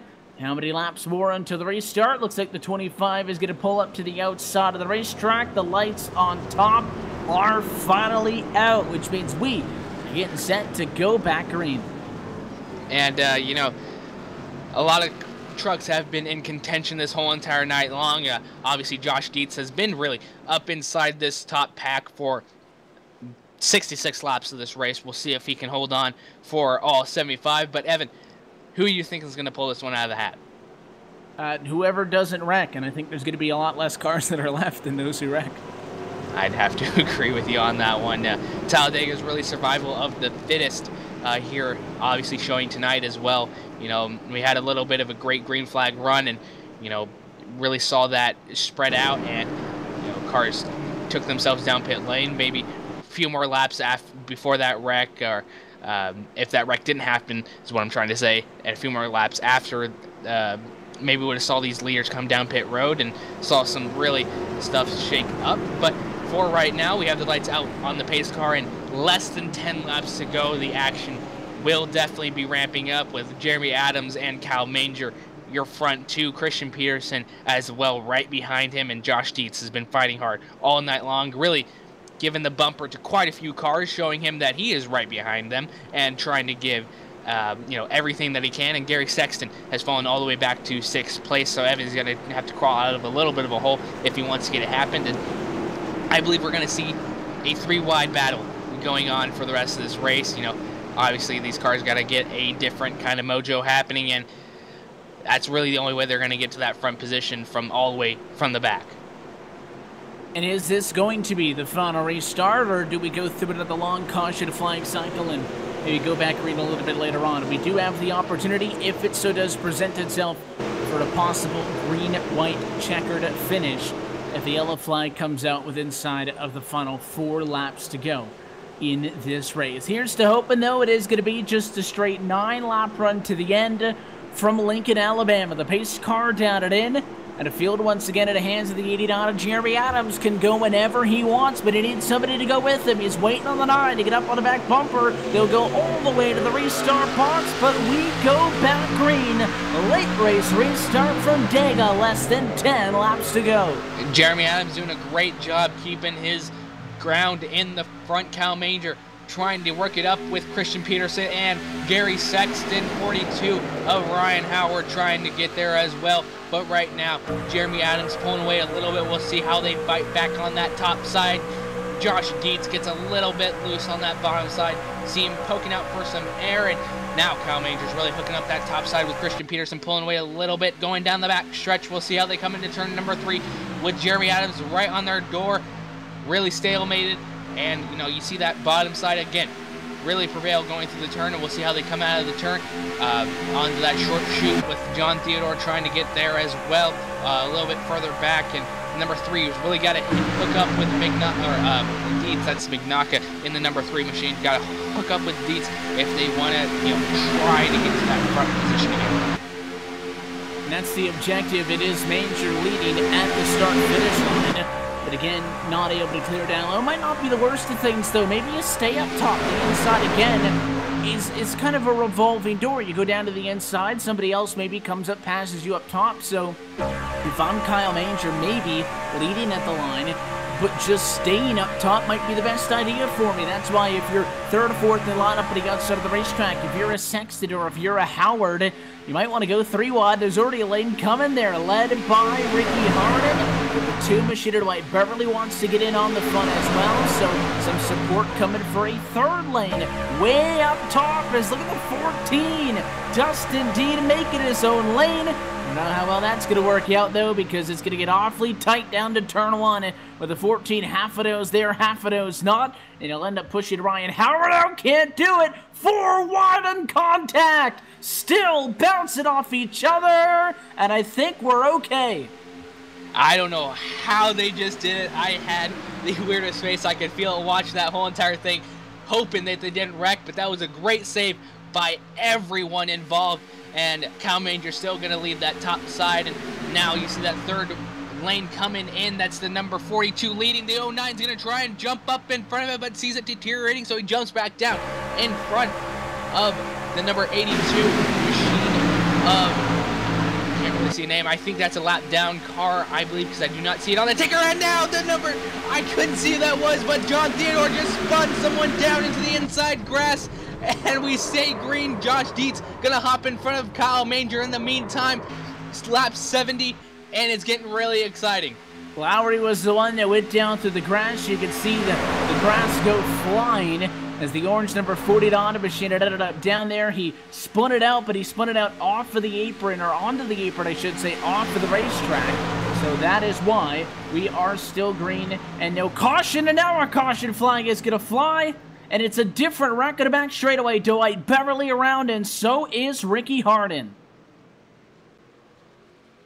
Take a look at this one in a moment. The 13 machine and the 2 are the ones who got together. And well, the second look will show you that it's, again, just a little bit of miscommunication, and you don't line up the bumpers in these trucks. They are a lot more forgiving than a B and an A car. I promise I'm not lying to you, but that 2 machine, you saw it live very late where it looked like the 2 was coming across the screen, but that replay angle to show you it was the 13 who got into him in the right rear quarter panel that upset the 2 machine, hooked him around into the wall. He bounced back down. That is when he tagged the number 13 truck, and those are the 2 who ended up spinning towards the back of the pack there. I don't think anybody else really got involved. A couple of high-speed flybys for the trucks behind there, but other than that, 2 trucks, that'll do it. Caution flying, coming to 5 laps to go, and this should set us up either way for something equivalent to a green-white checker or a 1-lap shootout. The question is, though, will it be in regulation, or do we have to go to overtime? Yeah, you know, obviously we're talking about, you know, can these drivers really hold on for this last few laps, and you know, you just get a little bit of a bad shove and bad positioning, and you know, round you go. So you know, you can just see the sense of urgency in these guys with the amount of effort that they're putting into this race. You know, it's a plate track, and you know, you got to keep that pedal to the metal and make sure that you're there to contend at the end of this thing. And you know, a big hit for both of these cars, and they're gonna have to fall back far in the pack. And this leaves Josh Dietz out in front and Kyle Manger now in second, Jeremy Adams in third, Christian Peterson in fourth, and Gary Sexton in fifth. So, you know, this is going to shape out to be a great finish again. And, you know, you were saying how many laps are we going to have to go? We have to continue to watch that pace car and watch those lights and see how many laps we're going to have to get to the end of this thing. But, you know, either way, it's going to be a lap or 2. And, you know, you made a great point on if it's going to be regulation or overtime. So you guys could get some free racing here out of Talladega Superspeedway, as people usually do, because you know, it's just that kind of track, and it's just that much of an exciting track, and these drivers really work hard to get themselves to the front, and maybe a little bit too hard, and you know, it is what it is. But either way, an exciting race. It's almost like when we tell you at the start of the race, okay, 200 miles, we should kind of, to be fair, put an asterisk next to it and say, it is Talladega. Let's be realistic here. You might have some late race restarts. If we have an opportunity to go back green before the last lap and have a yellow, we will have an opportunity to go green to white checker into overtime. I believe, though, if this restart will come with 2 or 1 lap left to go, then that will count as the green-white checker. The one thing that I can promise you, though, is it's not going to happen this time by, because the lights are still on top of the pace car. So what we'll do is step aside one more time, keep it LSRTV non-stop. Nobody up front coming down pit road, just some at the very back with damage.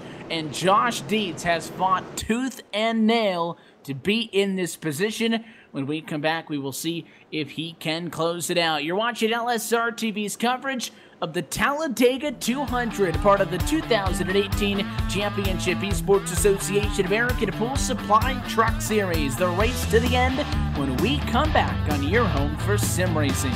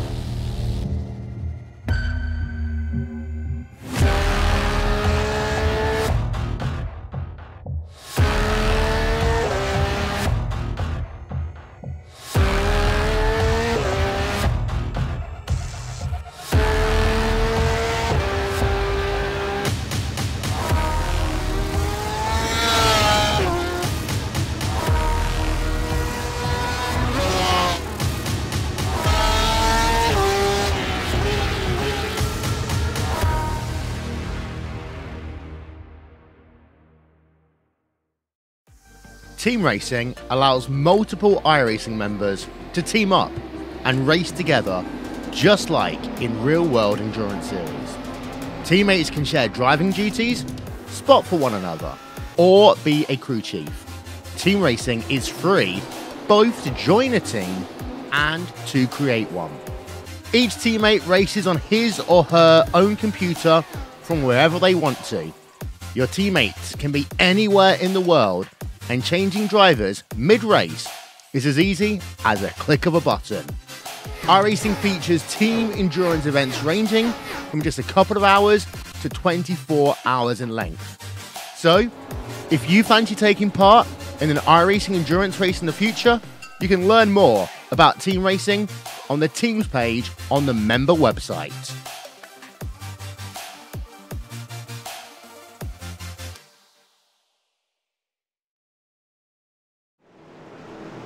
And welcome back live into the Talladega Superspeedway, where survey says 1 lap to go restart. In tonight's Talladega 200, LSRTV's coverage of the American Pool Supply Truck Series, and it all leads up to this. Lap 74 of 75 in the works now. When we come out of turn number 4 next, the pace car will go down, and assuming, Trevin, all the trucks, not even all the trucks, in fact, if just the leader can get to the start-finish line and take the white flag, this will be a 2.66 miles shootout. If we wreck before then, it will be a green-white checker in overtime. So that's the scene.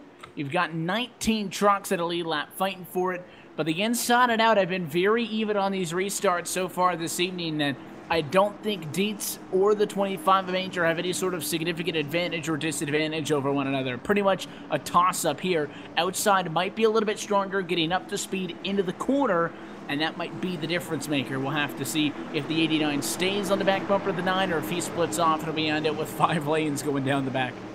It's going to be a tight race, that's for sure.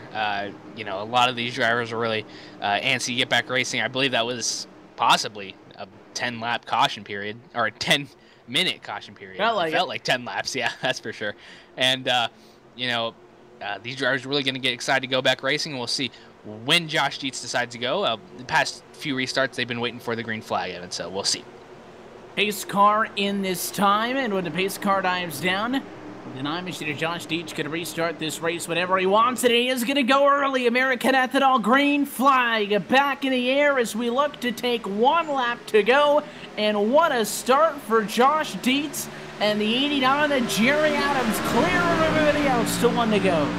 That was a fantastic restart. That's exactly what you got to do going into the last lap. Got to make sure you assert your dominance into that front position. And now Kyle Major's going to have to fight hard to get it. Jeremy Adams blocking that number 25. So close. Oh, there we go. Oh, 1, 2, 3, 4 trucks going to rock down the back. It's Sexton now in a drag race with John Mignacca, the 5th and 6th place trucks. Going to fight over this one. And Anana Mignacca gets clear. The 42 machine Ryan Howard left out to dry on his own.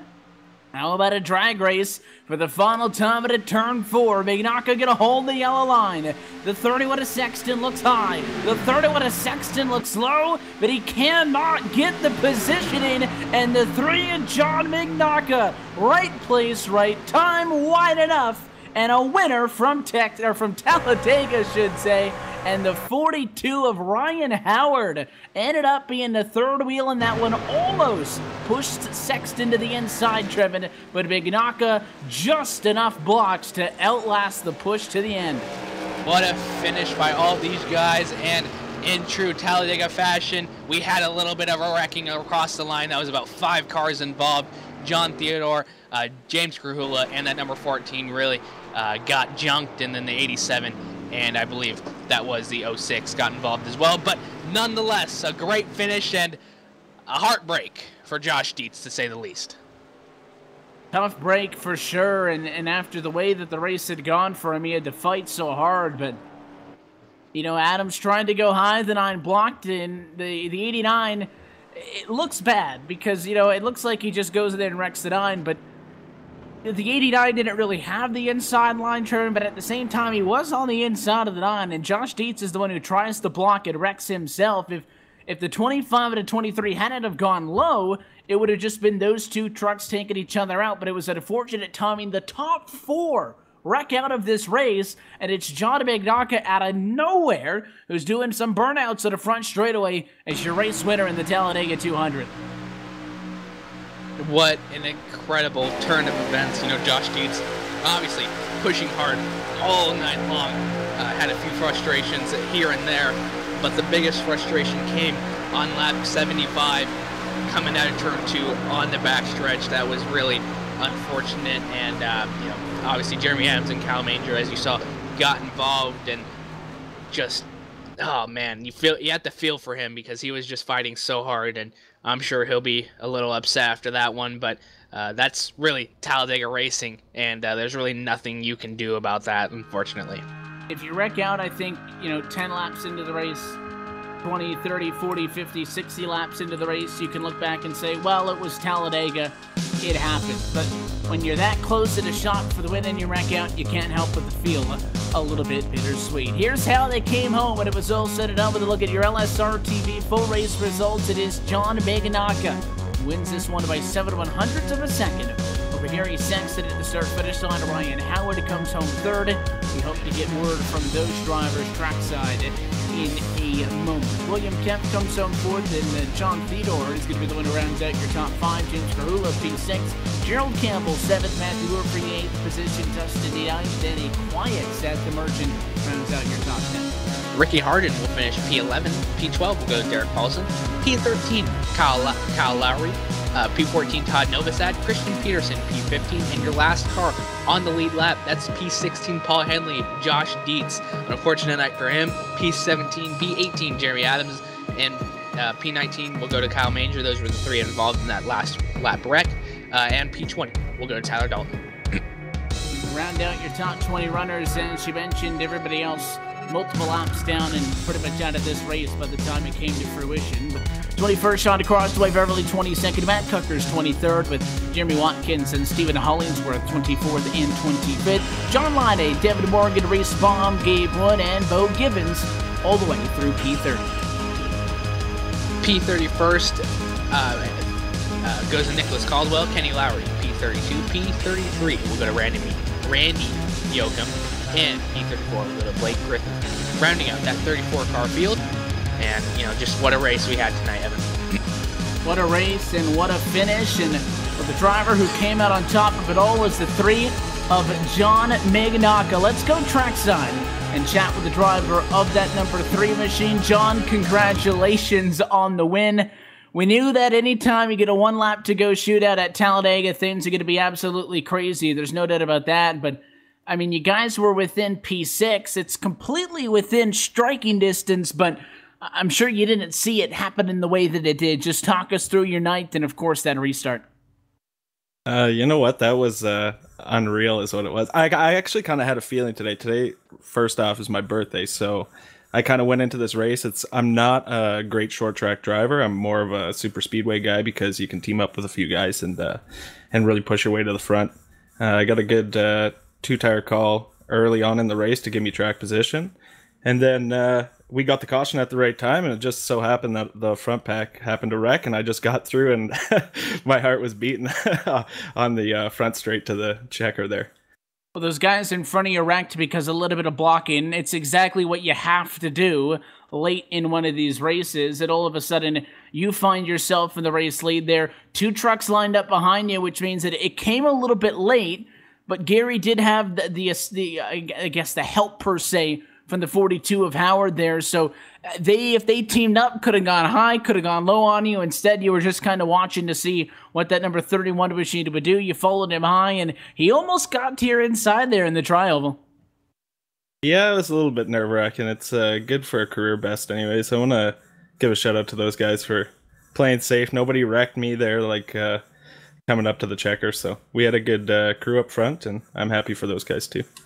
Always good when you can see a good hard fight like that to the end and all the trucks make it home in one piece, which can't be said for the group of 4 that led you off into turn number 2 on that last lap there. What is, coming into a race like this, more so, you say that you like this kind of style of racing, but you can be so good at big track racing, you can be so good at small track racing. Go to a place like Bristol, get junked just because it's a Bristol. Go to a place like Talladega and get junked just because it is a place like Talladega. So what does it mean to come into a race feeling good about your chances and then being able to deliver on that?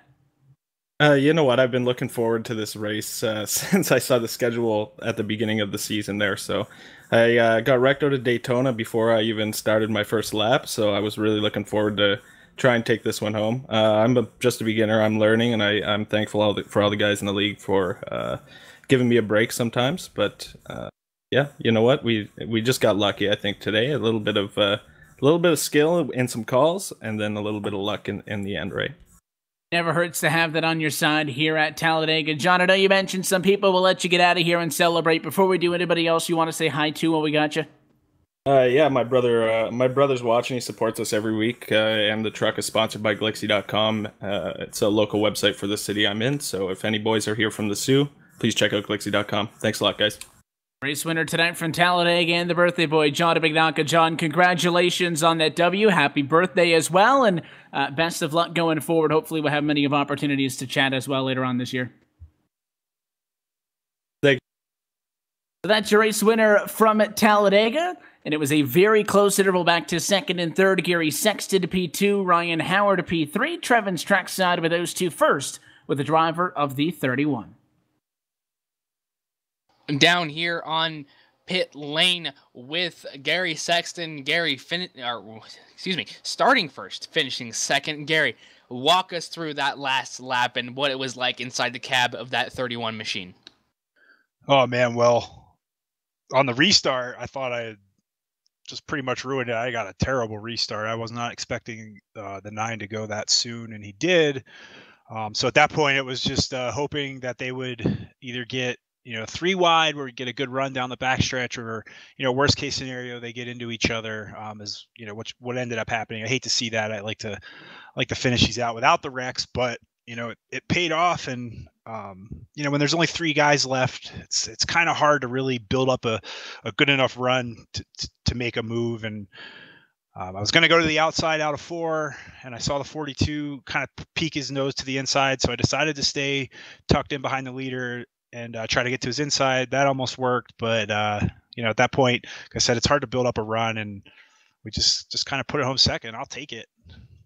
Yeah, absolutely. And coming from Charlotte and Texas, how much of a change was it from those cookie cutters to this big 2.66 mile track?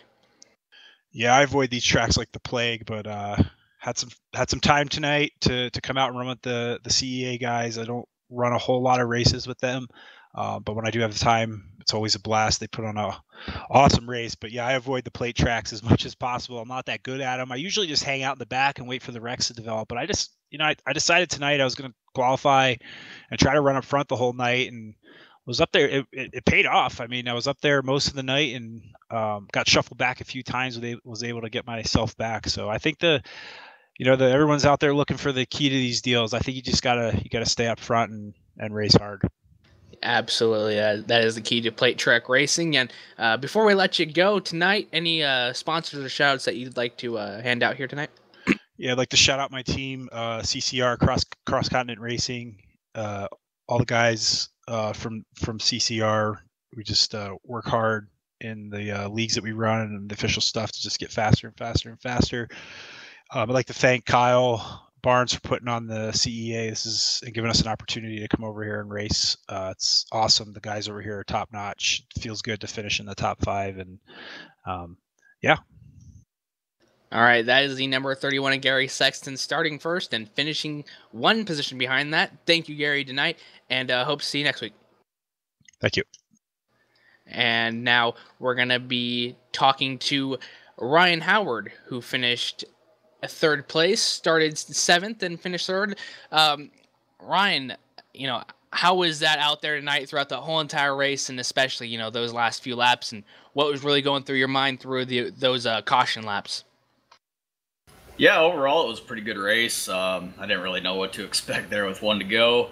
Just hold it wide open, and pretty much expected to run 9th or wherever we restarted, or 8th, but just saw them all go synchronized spinning down the back straightaway, and us 3 made it through, and just tried to run it out from there without wrecking the other 2 of them. So it was a pretty good race. Didn't really have my teammates all race, so played a little bit of a different strategy and came home 3rd, so it's all right. Yeah, really good finish for the starting position that you had, and coming into tonight, 27th in the points, and seeing the races on the schedule still. You got Myrtle Beach, South Boston, Eldora, Irwindale, and all those unconventional kind of races. What are your plans on getting yourself further up into the point standings to have a shot at the championship by the end of this thing? Yeah, so right now things have changed a little bit. Full-time schedule turned into part-time, so I'll take a look at the schedule and see what lands where. But I'll definitely pop in when I can and run with these guys. It's fun to have options, so we'll go that route and see what happens. Yeah, absolutely. And before we let you go, is there anybody that you'd like to shout out, sponsor, shout-outs, anything before I let you go? Yeah, thanks guys for doing the broadcast. We just had a little different strategy tonight. Usually I have my teammates up there, and we usually try to stick together, but we didn't have that opportunity tonight. I got a good push from Ricky there at the end of the race, and it sounds like he got in the wall a little bit or something, kind of ruined our momentum. But would have been a little bit funner to have him and DJ. I think we would have had a good shot to get to the front cleanly. So that was a brief thanks there, but yeah, just thanks for doing the broadcast, and appreciate it. Well, thank you guys for putting on a fantastic show, and hopefully to see you next week in the Victory Lane Circle. Absolutely, thanks. And that was Ryan Howard, number 42 machine, finishing third. Evan, closing thoughts. Well, big thanks as always. We really appreciate what the drivers stick around post-race, give us some of the thoughts. So big thanks, John, Gary, Ryan, for chatting with us after what was a very spirited bout. And I think that the top three were in pretty good spirits at the end of a Talladega race, mainly because, Trevor, they didn't think they would be top three. Everybody in front of them wrecked. I'm sure if we talked to some of those drivers, maybe the thoughts on how this race went down would be a little bit different. But that knocks another one off of the calendar. Next one up for this series going to be 2 weeks' time for the Milwaukee Mile. That kind of, I think, falls into that category of some of those unique racetracks that you were talking about. But you wanted Dega. You got Dega tonight. Yeah, Dega definitely presented itself, and just what a race. And it never fails to put on a great show. There's really nothing else that you can ask for from Dega other than, what we saw tonight. And, it was full of a lot of exciting turns and definitely some twists and some late race shockers. And, I'm really excited to see all these unconventional tracks that we were talking about come to fruition here on the schedule, and, see how these drivers really handle it going through the later parts of the schedule. And of course, those later parts of the schedule all going to be right here about LSRTV and iRacing Live, but we've got a good bit of live sim racing to fix for you for the next couple of days before this series does return in 2 weeks' time. We'll be back with you tomorrow night on the 18th, 9:30 p.m. Eastern Time. It is the Full Throttle Real Sim Racing Cup Series powered by English Auto LLC. Hope to see you for that one. And then on Wednesday, it is the Fort Chiswell RV Park Weekly Dirt Series presented by LSRTV. That one starts at 9 Eastern, and you can find a full broadcast schedule, information on how to get your series at LSRTV, and all of that good stuff on our website at www.livesimracing.com. But the best way to stay up to date with us is by following us on social media. You can like us on Facebook at facebook.com/LSRTV official, or just search LSRTV into the search bar, or you can follow us on Twitter at LSRTV for more information. On behalf of our entire team behind the scenes at Live Sim Racing LLC, for DJ Lyon, Laura Lawson, all of the people who make it happen topside in the LSRTV booth on a night in and night out basis, for Kyle Barnes and everybody else at Championship Esports, and for your broadcast team tonight, on behalf of myself, Evan Kosoko, for Trevor Valderrama, and our executive producer, Cisco Scaramuso, we want to thank you for tuning in and congratulate John Megadaka, now a winner in the trucks from Talladega. This series will return 2 weeks' time on July the 1st. It'll be on Canada Day for the Milwaukee Mile. That race and every race of the Championship Esports Association American Pool Supply Truck Series can be found right here on LSRTV, your home for sim. Till next time, good night from Talladega.